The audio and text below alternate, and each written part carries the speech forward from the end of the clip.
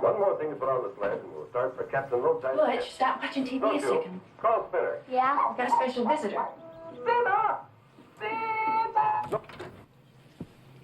Now, do you remember when I told you your daddy died in a POW camp? Well, this here is Captain Coons. He was in the POW camp with Daddy. Hello, little man. Boy, I sure heard a bunch about you. See, I was a good friend of your father's. We were in that Hanoi pit of hell together for 5 years. Hopefully, you'll never have to experience this for yourself, but when two men are in a situation like me and your dad was for as long as we were, you take on certain responsibilities in the other. If it had been me, I made it. Major Coolidge would be talking right now to my son, Jim. As it turned out, I'm talking to you, Butch. I got something for you.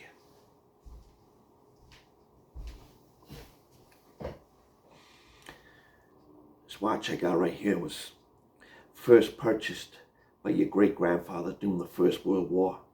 Bought in a little general store in Knoxville, Tennessee. Made by the first company that ever made wristwatches. Up until then, people just carried around pocket watches. It was bought by a private doughboy, Ryan Coolidge, on the day he set sail for Paris. This was your great-grandfather's war watch, and he wore this watch every day he was in that war, and he done his duty.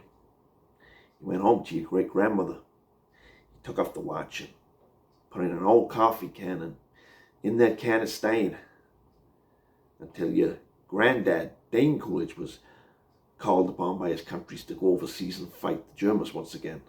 This time they called it World War II. Your great-grandfather gave this watch to your granddaddy for good luck.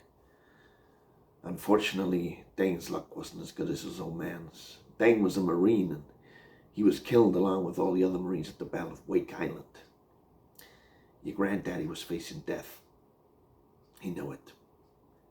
None of those boys had any illusions they were leaving that island alive. And so, 3 days before the Japanese took the island, your granddad gave this watch to a gunner on an Air Force transporter named Wanaki. Asked him to deliver it to his infant son, who he'd never seen yet in the flesh. 3 days later, your granddaddy was dead, but Wanaki kept his word. After the war was over, he paid a visit to your grandmother, delivering to your infant father his dad's gold watch. This watch.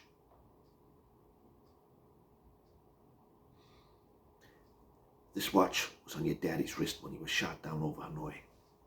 He was captured and put in a Vietnamese prison camp. He knew that if the Gooks ever saw the watch, they'd confiscate it, take it away. The way your dad saw it, this was your birthright.